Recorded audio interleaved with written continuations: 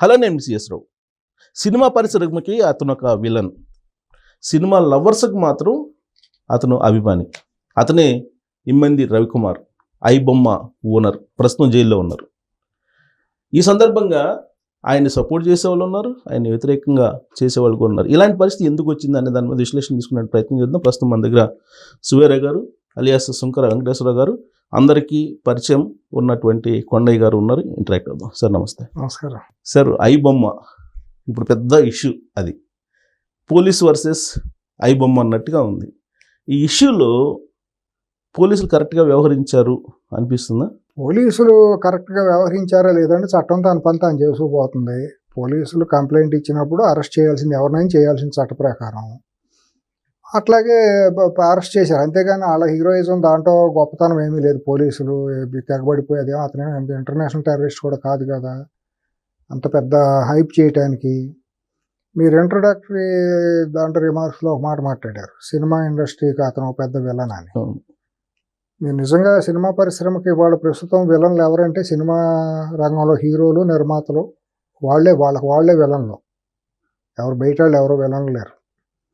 అంతే తప్పించి ఆ కుర్రాన్ని విలన్ అనాల్సిన అవసరం ఏమి కాదు. అతను విలన్గా చేసిన పనులు కూడా ఏమీ లేవు. అంటే 25,000 సినిమాల్ని అతను పైరసీ చేశాడని కదా అతని మీద ఉన్న ఆరోపణ. ఇంటి దొంగలు ఎవరు, అతనికి ఎట్ట వెళ్ళినాయి అవన్నీ, ఏ రకంగా వెళ్తాయి? 25,000 సినిమాలు వెళ్ళటం అంటే మీ ఇంట్లోకి వచ్చి దొంగతనం చేయాలంటే తాళాలు పగల కొట్టాలి, తలుపులు పగల కొట్టాలి, బీరువాలు పగల కొడితేనే కదా దొంగ వచ్చి ఇది చేసేది. ఎట్లా వెళ్ళినాయి? నిర్మాతలకి తెలియదా ఎవరి ద్వారా వెళ్తున్నాయి? ఎక్కడుందా బ్యాంక్ అంతా? డేటా బ్యాంక్ ఉంటేనే కదా జరగాల్సింది. దాన్ని ఎవరో ఇచ్చి ఉండాలిగా, ల్యాబ్ వాళ్ళు లేకపోతే ఎవరో వాళ్ళు ఇచ్చి ఉండాలిగా. క్యూబ్ వాళ్ళు విఎంఎఫ్ఎక్స్ వచ్చినాయి వాళ్ళలో మొత్తం ప్రింట్ అంతా అయిపోయిన తర్వాత వాళ్ళలో ఎవరో ఒకరు ఇచ్చి ఉంటే సాధ్యం కదా. మరి అది మీరు ప్రక్షాళన చేసుకోండి. మీ ఏడవలేని ఏడుపులు వాళ్ళ మీద ఏళ్ళ మీద పడి సామెత ఉంటుంది, కూతురు కానీ లేకపోతే అల్లుడి మీద పడి ఏడిశారని చెప్పి. మీరు తీసిన దరిద్ర సినిమాలన్నీ తీసి కథా కథనాలు నటన ఏమాత్రం లేకుండా ఊరినే డబ్బు మతంతో పోతే నిర్మాతే కదా సంకనాకి పోయేదని చెప్పి మీ ఇష్టానుసారం బడ్జెట్లు పెంచేసుకున్నట్టు హైప్ చేసి సినిమాలు చేసి బోర్లా పడి మా సినిమా పోవటానికి ఫ్లాప్ అవటానికి ఆ ఇమ్మడి ఐ బొమ్మే కారణం అని చెప్పి ఈ ఏడుపులు ఎందుకు? మీరు వాళ్ళు తీస్తున్న సినిమాలు ఏ రకమైన గొప్ప సినిమాలని మీరు ఇతరుల మీద పడతారు? ప్రజల చేత చేతకారానికి గురవుతున్నటువంటి సినిమాలు మీరు నిర్మిస్తున్నారు. అంటే పైరసీ కారణంగా కలెక్షన్స్ తగ్గిపోతున్నాయి వాళ్ళు అనేది. ఏం కలెక్షన్స్ తగ్గిపోయినాయి? ఏ సినిమాకి తగ్గిపోయినాయి? ఇప్పుడు బలగం ఉంది, తగ్గిందా? బలగం మరి ఇదే టైంలో వచ్చిందేగా, మొన్న వచ్చిన సినిమానేగా. అది మరి ఆడలేదా అని ప్రతి ఒక్కళ్ళు ఆదరించలేదా అందరూ? ఈ ఏడుపులు ఎందుకు? ఇప్పుడు వాళ్ళు హీరోలు కాదండి, వాళ్ళు జీరోలు, వాళ్ళు పరాన్నజీవులు, సంఘ విద్రోహులు సినిమా ఇండస్ట్రీలో. నా నమ్మకం అది, అంతే. నా వ్యక్తిగతమైన ఎలా ఏ యాంగిల్లో చూస్తే మీకు సంఘ విద్రోహ శక్తుల్లాగా వాళ్ళు కనిపిస్తున్నారు? వాళ్ళు తీసే సినిమాలో కథనాలు, వాళ్ళు దాంట్లో మాట్లాడే భాష, డైలాగులు, హీరోయిన్ యొక్క శృంగార పేరుతో అంగాంగ ప్రదర్శనలు, అశ్లీల పాటలు, జుగుప్సాకారం, కనీసం ఎలాంటి సందేశాత్మకంగా కాను లేకుండా ఉండటం సినిమాలు అనేవి. దాంట్లో సామాజిక నేపథ్యం, రాజకీయ కోణంలో రాజకీయంగా సెటైరికల్గా చేయొచ్చు ఏమన్నా కావాలంటే. అట్లాగే అన్నదాతలకి, రైతులకి, నిరుద్యోగ యువతకి ఏదన్నా భరోసా ఇచ్చే విధంగా, మోటివేట్ చేసే విధంగా, లేకపోతే ఏదన్నా బోర్డర్లో కథనాలను తీసుకుని సైనికులు అని ఒక హీరోయిజంగా చేస్తా, లేకపోతే క్రైమ్ కిల్లర్ అయితే ఏదన్నా పోలీసులను హీరోయిజ్గా చేస్తా, వాళ్ళు ఛేదించిన మంచి సబ్జెక్టులను ఏదన్నా కేసులు ఉంటాయి కదా, జటిలమైన కేసులను తీసుకుని చేయొచ్చు. దాంట్లో కూడా కుటుంబ నేపథ్యాన్ని పెట్టవచ్చు. ఏమైనా ఉమ్మడి కుటుంబాల గురించి చెబుతున్నారా? తల్లిదండ్రులని ఎట్లా పోషించాలి, ఎట్లా గౌరవించాలని వీళ్ళు ఏమైనా చెప్పారా? ఒక స్మగ్లర్ని హీరోగా చేయటం, ఒక పోలీసుని విలన్గా చేయటం, ఆ పోలీసు వేషంలో ఉన్న మహిళల చేత శృంగారమైన డ్యాన్సులు వేయించడం, ఇదే వీళ్ళు చెప్పింది. మరి ఇన్ని చేస్తున్నప్పుడు దీనికి ఒక వ్యవస్థ ఉంది కదా, సెన్సార్ బోర్డ్ అనేది ఒకటి ఉంది. మరి అది పర్మిషన్ ఇచ్చినప్పుడు అదే మన హీరోలను లేదా సినిమా ఇండస్ట్రీని ఎలా తప్పు పట్టగలరు? ఇప్పుడు ఏలు మందే కన్ను మందే అంటారు. ఇప్పుడు అందరూ ఏకమైపోయారు. మీరు అన్నదంటే అక్కడికే వస్తా. ఇప్పుడు ఇటు ముందా చెట్టు ముందా, కోడి ముందా, గుడ్డు ముందా అనే చర్చ మొదలైంది అనుకోండి, చెప్పడం కష్టం. ఇప్పుడు ప్రభుత్వాలు, సినిమా ఇండస్ట్రీ అనేది ఒక స్వలింగ సంపర్కం కలిసిపోయారు. ఎటువంటి సందేహం లేదు ఇది. ఎందుకంటే వ్యక్తిత్వాలు నాయకత్వ లక్షణాలు వెన్నెముకలు లేని వాళ్ళందరూ రాజకీయాల్లోకి వచ్చేసారు. వాళ్ళ పార్టీలకి అగ్రస్థానంలోకి వచ్చేసారు. వాళ్ళకి face value, base value, credibility లేదు రాజకీయ నాయకులకి. వాళ్ళు ఎట్ట తయారయ్యారంటే మాకు లేదు కాబట్టి ఈ సినిమా ప్యాడింగ్ కనుక మేము తెచ్చుకుంటే మేము వచ్చేస్తారు అనే పిచ్చి వ్యామోహంలోకి వెళ్తున్నారు. సినిమా వాళ్ళని చూసి ఓట్లు వేసిన దాఖలాలు ఎక్కడా లేవు. ఇది ఒక రాంగ్ పర్సెప్షన్. ఏంటంటే సినిమా వాళ్ళని చూస్తే జనాలు వచ్చి ఓట్లు వేసేస్తారు అనేది ఒక రాంగ్ పర్సెప్షన్ రాజకీయ నాయకుల్లో ఉంది. దుర్మార్గం, దురదృష్టకరం. కానీ ఎన్టీ రామారావు గారిని మోడల్గా చూపిస్తారు కదా ఈ విషయం. అదే దౌర్భాగ్యం. ఇప్పుడు ఎన్టీ రామారావు గారు వచ్చినప్పుడు ఆయన సినిమా వ్యామోహంతో జనాలు ఓట్లు వేయలేరు. అక్కడే తప్పు పడుతుంది సమాజం. ఆయన కష్టపడిన కష్టం, ఆయన సిద్ధాంతం, పార్టీ సిద్ధాంతం. ఆ రోజు మీ వయసు ఎంతో తెలియదు, నాకు కూడా అప్పుడు ఓటు హక్కు లేదు. మా తాతల ఇళ్లలో, మా గ్రామాల్లో ఉండే పెద్దలందరూ, మా తాతలు అందరూ కూడా మొహానికి రంగులు వేసుకున్నాడు పార్టీ పెట్టాడంట, వీళ్ళందరూ వెళ్తే గెలుస్తాడంట, ముఖ్యమంత్రి అవుతాడంట. 7 సార్లు అని హేళన చేసేవాళ్ళు. కాంగ్రెస్ వాళ్ళు అదే అన్నారు, ప్రెస్ మీట్లు పెట్టి. కాంగ్రెస్ వాళ్ళు ట్రెడిషనల్గా కాంగ్రెస్ ఫ్యామిలీలు, కమ్యూనిస్టులు అందరూ కూడా ఆయన నమ్మలా. కానీ ఆ రోజు ఏంటంటే సుబ్బారావు గారు, మీరు జర్నలిస్ట్గా మీరు అబ్జర్వ్ చేయండి, చరిత్రను అబ్జర్వ్ చేయండి. అప్పటికి కాంగ్రెస్ మీద విపరీతమైన జనాల్లో ఏహీభావం, వ్యతిరేకత తీవ్రంగా వచ్చేసింది. అప్పటి వరకు నిద్రాణంగా ఉన్నటువంటి ప్రతి మనిషిలోనూ వ్యక్తిత్వం అనేది, ఆత్మగౌరవం అనేది ఉంటుందండి. ఒక పూట తినకపోయిన ఆత్మగౌరవం చంపుకోరు మనుషులు ఎవరు కూడా జనరల్గా. ఆయన ఆత్మగౌరవాన్ని తట్టి లేపారు. ఆయనకు అప్పటికే ఒక ఆదరాధనీయ భావం అనేది ఉంది. ఎందుకంటే ఆయన తీసిన సినిమాలు అటువంటి సంఘానికి, సమాజానికి, కుటుంబాలకు ఉపయోగపడే విధంగా, ఉమ్మడి కుటుంబం అని, రైతులు సమస్యల మీద తీసిన సినిమాలు అందరికీ గుండెల్లోకి, గుడిసెల్లోకి దగ్గరైపోయిన మనిషి కృష్ణుడిగా, రాముడిగా వేషం వేస్తారు. ఇవన్నీ కలిసి ప్రభుత్వ వ్యతిరేకత అనేది మెయిన్గా ఇగ్నైట్ అవటం మూలాన అప్పటికి 4 ముఖ్యమంత్రులు మారటం, రాజీవ్ గాంధీ గారు బేగంపేట ఎయిర్పోర్ట్లో ఒక ముఖ్యమంత్రిని అవమానం చేశాడు అనేది బాగా ఇదవటం, టీఎన్జీ గారిని చేశారని ఇవన్నీ కూడా వెళ్ళి ఆ టైంలో మీడియా కూడా, రామోజీరావు గారు ఈనాడు పేపర్ కూడా చాలా బలంగా సపోర్ట్ చేసింది. దాన్ని బాగా తీసుకెళ్ళిన అప్పుడు ఇంత తీవ్రమైన కక్ష సాధింపులు కూడా ఇవాళ ఉన్నంత రాజకీయ కక్ష సాధింపులు ఆ రోజుల్లో లేవు. అప్పటికే రామోజీరావు గారిని తీసుకెళ్ళి అసెంబ్లీలో నిలబెట్టి కక్ష సాధించాలని ట్రై చేసినా కూడా అది కుదరలా. మీకు తెలిసే ఉంటుంది, just before Telugu Desam party Inception టైంకి. ఈ పర్యవసానాల్లో ఆ రోజు వచ్చింది సినీ వ్యామోహంతో ఓట్లు వేయటం కాదండి, ఆయన మీద ఉన్న నమ్మకం, నాయకత్వం మీద ఉన్నటువంటి నమ్మకం, ఆ రోజుకి ప్రభుత్వం మీద ఉన్నటువంటి వ్యతిరేకత, కొత్త నాయకత్వం వస్తుందనేది ఒక ఇది. ఎన్టీ రామారావు గారు ప్రతిపాదించిన తెలుగుదేశం, ఆ రోజు నాదెళ్ల భాస్కరరావు గారు, ఎన్టీ రామారావు గారు ఇద్దరూ తెలుగుదేశాన్ని స్థాపించడం జరిగింది.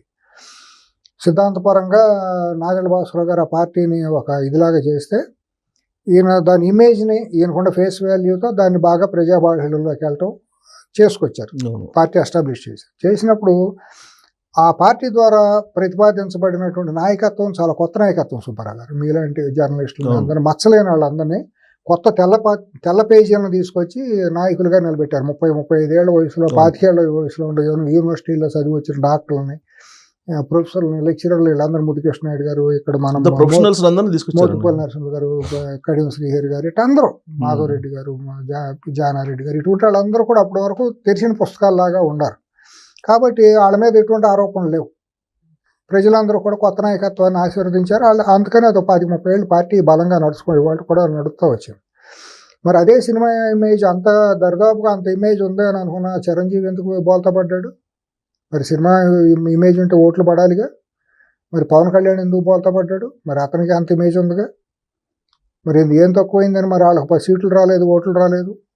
అంతా చూసి ఇచ్చేసేదట్టు ఎంతమంది పార్టీలు పెట్టి మోత వేసుకోలేదు. సరైన సమయంలో, సరైన టైంలో ఎన్టీ రామారావు గారు పార్టీ పెట్టారు. అంతే. ఆ రోజు ప్రత్యామ్నాయం కావాలని సమాజం కోరుకుంటాను సుబ్బారావు గారు. దానికి ఈయన ధైర్యం చేసి ముందుకు వచ్చారండి. ముందుకు వచ్చినప్పటికీ ఆయనకు సపోర్ట్ చేసిన, రాజకీయ పరంగా సపోర్ట్ చేసిన నాయకులు కూడా బలంగా ఉన్నారండి. అప్పటికి ఏ మాట కామాట, ఎవరికి ఇష్టం ఉండే, ఎవరికి ఇష్టం లేకపోయినా ఆ రోజుకు తెలుగుదేశం పార్టీకి వెన్నెముకగా నిలబడింది నాదెళ్ల భాస్కరరావు గారు. తర్వాత నల్లపురెడ్డి శ్రీనివాసరెడ్డి గారు, బెజవాడ పాపిరెడ్డి గారు, ఇటువంటి వాళ్ళందరూ, ఒక మింటే పద్మనాభం గారు, ఇటువంటి వాళ్ళందరూ కూడా అప్పటికి యాంటీ కాంగ్రెస్లో ఉన్నటువంటి శక్తులన్నీ కూడా ఆయన ఎమ్మటికి సోషలిస్ట్ భావాలు ఉన్న వాళ్ళందరూ కూడా ఇక్కడ సత్యనారాయణ గారు, నల్గొండ జిల్లాలో సత్యనారాయణ గారు, తర్వాత ఈ 84 నాదెండ్ల భాస్కరరావు గారి ఎపిసోడ్ అయిపోయిన తర్వాత లోక్దళ్లో ఉన్న వాళ్ళందరూ కూడా ఆల్మోస్ట్ ఇటు వచ్చేసారు. ఆ రోజుకి రైతు పక్షాన్ని నిలబడే గౌతు లచ్చన్ గారు లాంటి వాళ్ళు, తర్వాత యలమంచిలి శివాజీ గారు, ఇటువంటి వాళ్ళందరూ కూడా రైతు యాంటీ కాంగ్రెస్ అంతా పోలరైజేషన్. అయితే అదే బోర్డర్ అక్కడి నుంచి సినిమా వాళ్ళు రాజకీయం రెండు మిక్స్ అయిపోయాయి. పులిని చూసి నక్కవాతలు పెట్టుకోవచ్చు అని మేము కూడా అయిపోవచ్చు అని చాలా మంది దెబ్బలు తిన్నారు. తర్వాత ఏమైపోయిందంటే ఆ పర్సెప్షన్ సినిమా వాళ్ళని చూస్తే మనకు ఓట్లు వేస్తారు అని చెప్పి కాంగ్రెస్ మరి కృష్ణ గారిని తీసుకెళ్లి నిలబెట్టిన తర్వాత ఓడిపోవటం జరిగింది. తర్వాత ఆవిడ జమున గారిని తీసుకెళ్లి తర్వాత తెలుగుదేశం నుంచి వీళ్ళందరూ ఫెయిల్ అయ్యారుగా. సత్యనారాయణ గారు బీజేపీ నుంచి కోట శ్రీనివాసరావు వీళ్ళందరూ ఫెయిల్ అయిపోయారు కదా. ఒకసారి వచ్చారు ఇదయ్యారు, అంతేగాని వీళ్ళ సినిమాలు వీళ్ళని చూసి ఓట్లేలే ప్రజలు. ఆ రోజుకి ఆ నిలబడిన పార్టీ మీద, ఆ ప్రభుత్వ వ్యతిరేకత మీద ఉండదాన్ని వాళ్ళకి ఓట్లుగా పడినవి తప్పించి వీళ్ళ మొఖాలు చూసి, సినిమా వాళ్ళ మొఖాలు చూసి ఓట్లు వేయడం అనేది ఇంపాసిబుల్ అండి.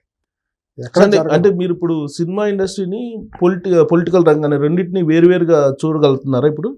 ఇప్పుడు దురదృష్టవశాత్తు అదే అనే స్వలింగ సంపర్కం జరుగుతుంది ఇద్దరి మధ్య అని. దానికి తోడు ఏంటంటే కొత్తగా ఇవాళ దౌర్భాగ్యం ఏంటంటే మీడియా కూడా ప్రవేశించింది.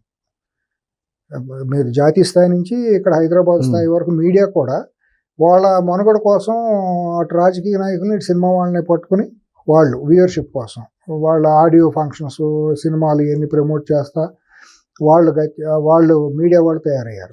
అసలు పొలిటికల్ పార్టీలో మీడియాలు పెట్టుకున్నాయి కదండి డైరెక్ట్గా చెబుతున్నా. వాళ్ళు పెట్టారు.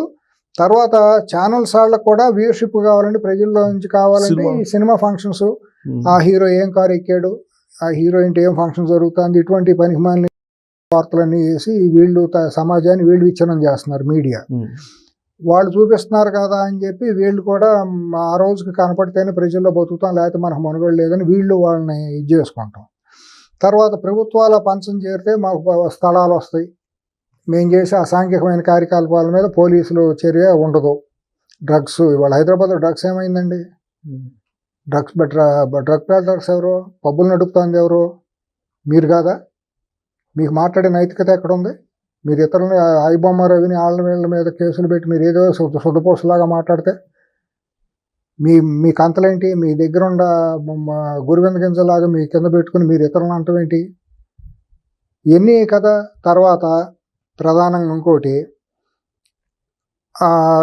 హైదరాబాద్లో సినిమా ఇండస్ట్రీ రావాలి, తెలుగు ప్రాంతాల్లోకి రావాలని, మద్రాసు నుంచి రావాలని చెప్పి ఇక్కడ ఫిల్మ్ నగర్ పెట్టి స్టూడియోలు ఇచ్చారు. ఇవాళ స్టూడియోలు ఏమైపోయినాయి? ఉన్నాయి కదా, అన్నపూర్ణ స్టూడియో ఉంది. కమర్షియల్గా వ్యాపారాలు జరుగుతున్నాయి లేవో, దాంట్లో మీరు ఇచ్చిన మౌఖికమైన సినిమా కోసం చేశారు, రియల్ ఎస్టేట్ వ్యాపారాలుగా మార్చుకున్నారు మీరు. అందుకనే కదా ప్రభుత్వాలు పంచం చేరుతుంది అందరూ కూడా. తర్వాత చిత్రపూరి కాలనీ పేరుతో ఇవాళ జరుగుతున్న దారుణాలు ఏంటి అక్కడ?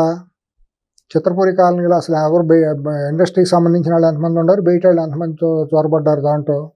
ఇప్పుడు అక్కడ డేటా బయటికి తీయండి, అక్కడ నివాసం ఉంటున్న వాళ్ళు సినిమా ఇండస్ట్రీ వాళ్ళు ఎంతమంది ఉన్నారు, బయట నుంచి వెళ్ళిపోయిన వాళ్ళు ఎంతమంది ఉన్నారు అని. కోర్టు కేసు నడుస్తుంది. కోర్టు కేసు నడవచ్చండి. హీరోలు ఏం చేశారండి? వాళ్ళు సిపిఐ పక్కన కూర్చొని పెద్ద పెద్ద భూషణాలు మాట్లాడేవాళ్ళు వీళ్ళందరూ ఇంటిని సరిదిద్దుకోవచ్చు కదా. అక్కడ కార్మికుల మధ్య దొంగలు ప్రవేశించారు, ఇతరులని అన్యులు వెళ్ళిపోయి ఇతర వాళ్ళు వెళ్ళిపోయి దాంట్లో ప్రవేశించినప్పుడు తప్పని చెప్పాలి కదా. మీరు ఇన్ని మాట్లాడుతున్నప్పుడు మా నష్టం జరిగిపోతుంది అన్నప్పుడు మీరు ఎవడబ్బ సొమ్మని దోసుకుంటారు? ప్రజాధనాన్ని, ప్రభుత్వ ధనాన్ని. అసోసియేషన్ ఉంది కదా, మా అసోసియేషన్ ఉంది, అన్నీ ఉన్నాయండి. వీళ్ళు కాదు దాంట్లో మెంబర్లు కాదు, వీళ్ళు 24 క్రాఫ్ట్స్ వీళ్ళందరూ మెంబర్లేగా. మెంబర్లు అయినప్పటికీ అసోసియేషన్ అనేది ఒకటి ఉన్నప్పుడు నిర్మాతల మండలి ఉంది, ఉంటే ఫిల్మ్ ఛాంబర్ ఉంది, మీరు తప్పుకోలేరు కదా. వాళ్ళు ఉంది కదా అని వాళ్ళకి అప్పచెప్పి మీరు తప్పుకోలేరు కదా. వాళ్ళు ఊరినే తోలుబొమ్మలను అడ్డం పెడుతున్నారు పప్పెట్లు. మీరే, మీ వాళ్ళే ఉంటారు, మీ బామ్మరుదులు, మీ తమ్ముళ్ళు, మీరే కదా దాంట్లో కూడా ఉండేది. హీరోలు ఎవరైతే వచ్చారో వాళ్ళ తమ్ముళ్ళే, వాళ్ళ కొడుకులే, లేకపోతే వాళ్ళ మేనళ్ళు, వాళ్ళే హీరోలు, వాళ్ళే స్టూడియోలు, వాళ్ళే ఛాంబర్లో ఉంటారు, వాళ్ళే ప్రొడ్యూసర్స్ కౌన్సిల్లో ఉంటారు, వాళ్ళే థియేటర్లో, వాళ్లే మంత్రులు, వాళ్లే ఎమ్మెల్యేలు, వాళ్లే ఎంపీలు, వాళ్లే కేంద్ర మంత్రులు. ఇంకా బయట వాళ్ళు ఎవరు ఉండరు? ప్రభుత్వాల దగ్గరికి వెళ్తే పెంచుకోమని, రేట్లు పెంచుకోమని చెబుతారు. ఇప్పుడు వీళ్ళు తీసే సినిమాలు సుబ్బారావు గారు అసలు అన్ప్రొడక్టివ్ సినిమాలు చేసేయను నేను. బడ్జెట్ అంతా ఇంత అని చెప్పి హైప్ చేస్తారు. అవును. ఇన్కమ్ ట్యాక్స్ వాళ్ళకి వీళ్ళు ఎన్ని కోట్ల రూపాయలు చూపించి సినిమా నిర్మాణంకి ట్యాక్స్లు కట్టారు. బయట మీడియాలో వస్తుంది కదా, నిజంగా 2,000 కోట్లు 3,000 కోట్లు కలెక్షన్స్ వచ్చినాయని చెప్తున్నారు. టీవీల్లోని వీటిలోని కిరాయి మీడియాలో ఏమి ప్రచారం కదా. మరి నిజం ఇదంతా మిస్లీడ్ చేయటమే కదా సమాజాన్ని. వార్తా సంస్థలు ఈ ఆధారం లేకుండా గాలి వార్తలతో దాని మూలన వాళ్ళ ఇమేజ్ పెంచుకుంటున్నారా, లేని ఇమేజ్ని పెంచుకుంటున్నారా? ఉన్న ఇమేజ్ అయితే నిజంగా వాళ్ళు ఇన్కమ్ ట్యాక్స్ చూపించారా, ట్యాక్స్లు ఎంత కడుతున్నారు ఏంటో దాని మీద నిర్మాణంకి 10 కోట్లు 100 కోట్లు అయితే చూపించాలి. ఇన్కమ్ ట్యాక్స్ సోర్స్ కూడా చూపించాలిగా. ఇదిగో పలానా నా సోర్స్ ఇంత పెట్టాను, బయట అప్పు ఎంత తెచ్చాను, బ్యాంక్ లోన్ ఇంత తీసుకొచ్చానని చెప్పాలిగా. 500 కోట్లు పెట్టి సినిమా తీశానంటే నువ్వు 500 కోట్లు ఎక్కడి నుంచి తీసుకొచ్చావు చూపించు. ఇన్కమ్ ట్యాక్స్ ముందు పెట్టి పలానా సుబ్బారావు గారి దగ్గర నుంచి నేను 10 కోట్లు తీసుకొచ్చానని, సుబ్బారావు గారు నువ్వు ఎట్లా తీసుకొచ్చావు అనేది మిమ్మల్ని అడుగుతారుగా. మీరు ట్యాక్స్ కట్టిన డబ్బా మీరు దొంగ డబ్బా అని. ఇవాళ సినిమా ఇండస్ట్రీలోకి ప్రవహిస్తుందంతా కూడా సినిమా రాజకీయ నాయకులు దోసుకున్న దొంగ డబ్బును, ఈ గంజాయి డ్రగ్ పెడ్లర్స్ దొంగ గోవా నుంచి తీసుకొచ్చి హైదరాబాద్లో ఇక్కడ అమ్ముతున్న డ్రగ్స్ మూలాన్ని వచ్చే నల్ల డబ్బు, రియల్ ఎస్టేట్ మాఫియా డబ్బులు ఏగా మీ నిర్మాతలుగా వాడుతా చాలా మంది అవుతున్నారు. ఈజీగా బ్లాక్ వైట్ చేసుకోవచ్చు అంటారు, నిజమేనా? ఏం వచ్చిందో నాకు అంత డీప్ తెలియదు. అటువంటి దౌర్భాగ్యమైన అవసరాలు కూడా మనకు రాలేదు ఇప్పుడు. బ్లాక్లు వైట్లు శతకోటి దరిద్రాలకు అంతకోటి ఉపయోగాలని చెప్పి వీళ్ళు మాట్లాడితే 1 2 కాదు సుబ్బారావు గారు. ఇవాళ మీరు అన్నారే బ్లాక్ వైట్ ఇదంతా అని, వీళ్ళు 100 కోట్ల రెమ్యూనరేషన్ తీసుకుంటారు కదా, చెప్తున్నారు కదా ఇంత అంతా అని చెప్పి రెమ్యూనరేషన్. వీళ్ళకి ఏం పోయే కాలం వచ్చిందంటే ఉండటానికి ఇల్లు ఉంది, చక్కగా గౌరవం ఉంది కదా. కూల్ డ్రింకులు ప్రజల ఆరోగ్యాన్ని నాశనం చేసే కూల్ డ్రింకులు, వనస్పతి ఆయిల్స్, లేకపోతే రియల్ ఎస్టేట్ మోసం చేసే రియల్ ఎస్టేట్ కంపెనీలు, పాలు అన్నీ వీళ్ళేనండి. బంగారం కుదవబెట్టడం, బంగారం నగలు అక్కడ కొనండి ఇక్కడ కుదవబెట్టండి అని చెప్పి వీటికి వీళ్ళు చేయాలండి. అటు బెట్టింగ్ యాప్లు వీళ్ళు అడ్వర్టైజ్మెంట్లు చేయొచ్చండి. నైతికత ఉందండి వీళ్ళకి? వీళ్ళు సిగ్గుశారం ఉందండి అసలు? మనం చేయకూడదు, మన మూలాన సమాజం ప్రభావితం అవుతుంది, మనం కట్టడిలో ఉండాలి, లక్ష్మణ్ రేఖ దాటకూడదని ఇంగిత జ్ఞానం వీళ్ళకి ఉండాలిగా. ఈ సినిమా హీరోలు విచారణకు కూడా హాజరయ్యారు కొంతమంది. సిగ్గుశారం దేనికైనా హాజరవుతారు. ఇంకోటి, ఇప్పుడు 500 కోట్లు పెట్టి సినిమా తీసామని చెప్పుకుంటారు, 1000 కోట్లు పెట్టి pan India pan world cinema తీసామని చెబుతున్నారు కదా. ప్రభుత్వాలు కూడా, నేను అంటాను ప్రభుత్వాలు కూడా సిగ్గులేని ప్రభుత్వాలు ఏమో అని అనాలు అనిపిస్తుంది, కానీ ప్రభుత్వాలు అంటే మనమే కదా, కాబట్టి ఆ మాట అనలేము. పాలకులను అంటే బాగోదని ఊరుకుంటాం, కానీ కామన్ సెన్స్ అనేది ప్రభుత్వానికి ఇంగిత జ్ఞానం ఉండాలిగా పాలకులకి. ఇవాళ 500 కోట్లు పెట్టి సినిమా తీసాడండి మన తెలుగాడు, బాగానే ఉందండి, మంచి శభాష్ అని అంటా ఉండి హాలీవుడ్ రేంజ్లో తీసావని. నువ్వు బాంబేలో సినిమా ఏ టికెట్కి రిలీజ్ చేస్తున్నావు? కన్నడలో బెంగళూరులో వేసే టికెట్కి థియేటర్లో ఏ టికెట్ రేటుకి నువ్వు రిలీజ్ చేస్తున్నావు? అంతే కదా. మద్రాసులో పాన్ వరల్డ్ పాన్ ఇండియా అంటే నువ్వు ఎక్కడికి ఒకటే రేటు కదా. నువ్వు జలగలాగా పడిపోయి, జలగల్లాగా దొంగల్లాగా బందిపోటు దొంగల్లాగా పడిపోయి ఇక్కడ ప్రభుత్వాలని మచ్చిక చేసుకుని, ఇక్కడ నువ్వు స్పెషల్ జీవోలు తెచ్చుకుని 100 రూపాయలు 1000 రూపాయలు మేము అమ్మేసుకుంటాం, 3000 రూపాయలు అమ్మేసుకుంటాం అని చెప్పి తీసుకుని తెలుగు వాళ్ళని నువ్వు ఎట్లా దోసుకుంటావు? బెనిఫిషియల్ నువ్వు ఎట్లా తీసుకుంటావు? అసలు నీకు ఇంగిత జ్ఞానం నీకుంది? ఇచ్చేవన్న ప్రభుత్వాలకు సిగ్గుశారం ఉందా?